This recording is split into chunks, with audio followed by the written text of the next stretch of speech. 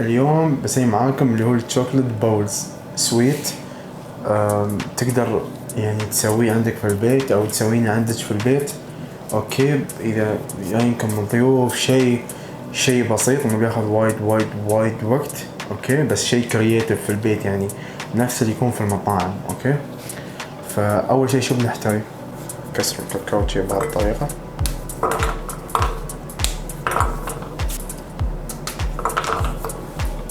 فبندخل الميكروويف 30 ثانية، بنطلعه بنخلطه عقب 20 ثانية، نطلع نخلطه شيء ندوبه بالتدريج. الحين بعد ما ذاب الكاكاو 100%، اوكي، نخلي الكاكاو شوي يبرد. ليش؟ بقول لكم ليش. لازم نستخدم بالونات، ما نبغي البالونات تنفجر. اوكي، اول شيء بنسوي ناخذ شوي كاكاو في الصينية. اوكي، بسوي قاعدة عشان شو اروم اثبت عليها الملة. بحط شي البالون بغطسه،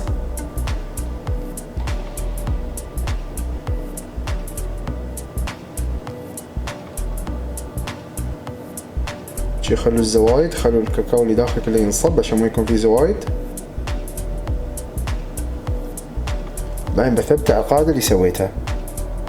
الحين بجيب البالون الثاني بغطسه شي في الكاكاو،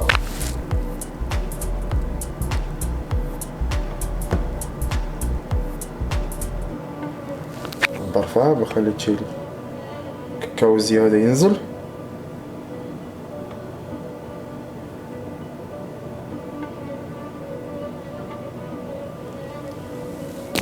بعدين بحطها بالعكس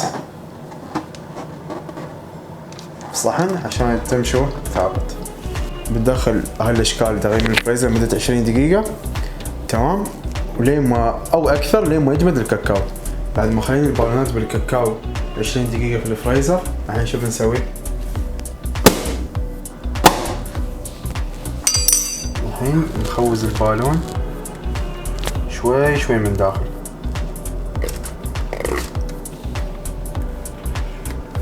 اوكي،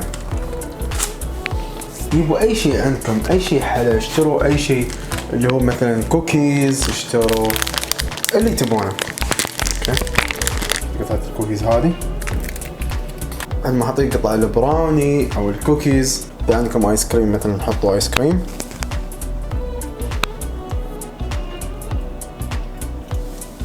جلاكسي فلوتس، اي جلاكسي عاد، يعني اي شيء تبون ترمون تحطونه.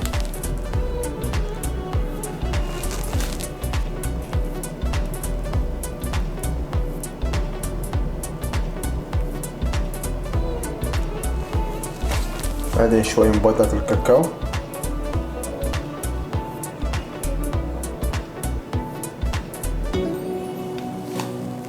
بعدين ملتنا هذه اللي سويناها.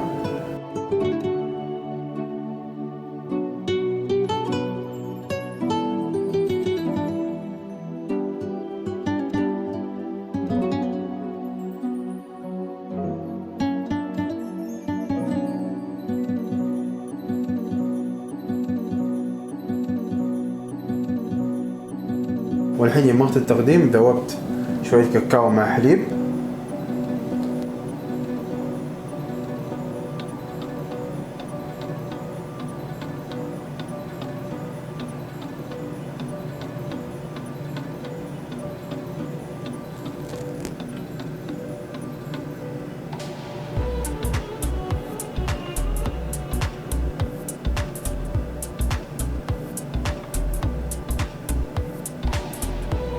وهي أشكال ثانية.